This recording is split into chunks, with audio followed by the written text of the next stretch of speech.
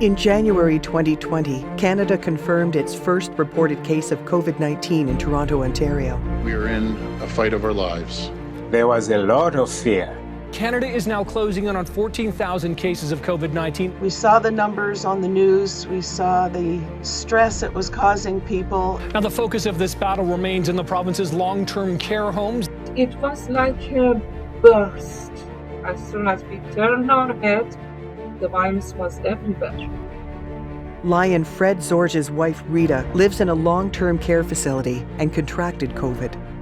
I felt very uneasy because I couldn't visit her. It was locked down. In total, we had 1/3 of our residents affected. I had my periods that I would like to go and sit down and cry a little, but that didn't help very much, so you try to keep on doing whatever you can. We couldn't see any light at the end of the tunnel. There was a dire need for masks, especially the N95 masks. The government kept saying that the PPE is coming, but they weren't coming fast enough. And with that in mind, I formed a task force. Lions believed that we could make the greatest impact by targeting the long-term care facilities. And then that's when the idea of LCIF grant came in as well. Thanks to the generosity of Lions and Campaign 100, LCIF responds quickly to disasters. Within a week, we received the funds from LCIF. And so we started doing logistics on how and where we're going to get all these materials. We had a medical supplier who was one of our region chairs. I was amazed that our Lions network was so quick in responding. And we were able to accomplish that almost impossible task. We got it done. We get things done. Lions provided PPE to 12 long-term care facilities, benefiting 2,000 frontline workers and 2,500 patients. It provided help and hope when it was needed most. When the Lions brought the PPE to this facility, it was hugely appreciated by all the people here involved. They came and they offered their support, which was really needed.